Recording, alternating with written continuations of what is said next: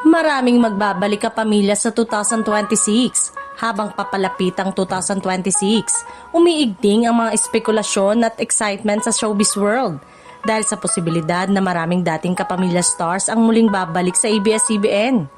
Ayon sa mga insiders, inaasahan na magiging mas agresibo ang network sa pagbuo ng mga bagong proyekto.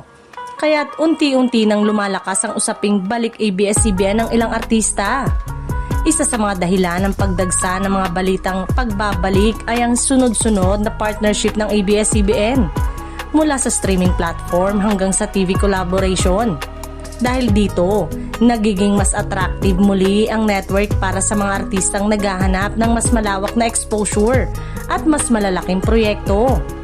May mga artista raw na nagpapahiwatig ng interes kabilang na ang ilang dating kapamilya na lumipat noong nagkaroon ng franchise issue ang network.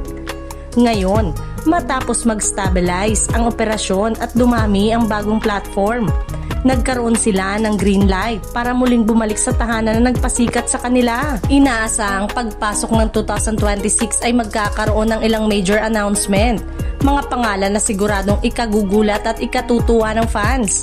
Bagamat hindi pa inilalabas ang mga detalye, sinigurado ng ilang production insiders na mas marami pang babalik kaysa umalis.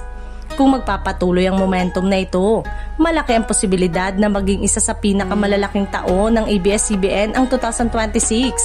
Puno ng reunion project, comeback teleseries at pagbabalik ng mga paboritong artista sa kapamilya spotlight.